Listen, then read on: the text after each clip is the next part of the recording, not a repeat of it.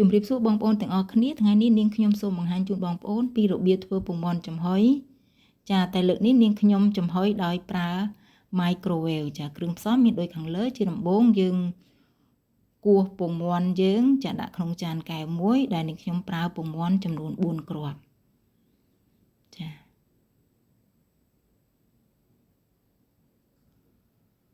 យើងគោះវាបែបហ្នឹងមកបន្តមកទៀតនាងខ្ញុំប្រើម្រេចម៉ដ្ឋបន្តិចស្ករសបន្តិច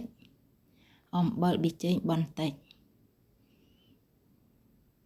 ចាគោះវាឲ្យពងមាន់យើងបែកសព្វល្អជាមួយនឹងគ្រឿងរបស់យើងចាំបន្ទាប់មកនាងខ្ញុំដាក់ទឹកចំនួន1ខប់ដែលមានចំណុះ100មីលីលីត្រចាស្លឹកខ្ទឹមហើយនឹងការ៉ុតចាយើងហាន់វាល្អិតបែបហ្នឹងមកច្របល់ចូលគ្នាឲ្យសព្វ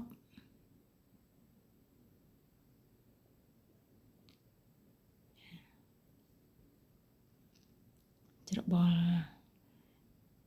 សព្វហើយយើងអាចចាក់វាដាក់ចានបានដើម្បីយកវាទៅចំហុយក្នុង microwave របស់យើងចា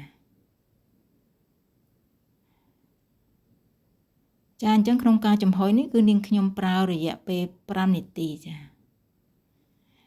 ចាឃើញថាពងមាន់យើងបានឆ្អិនល្អហើយចាសូមអរគុណចំពោះការតាមដានវីដេអូរបស់នាងខ្ញុំ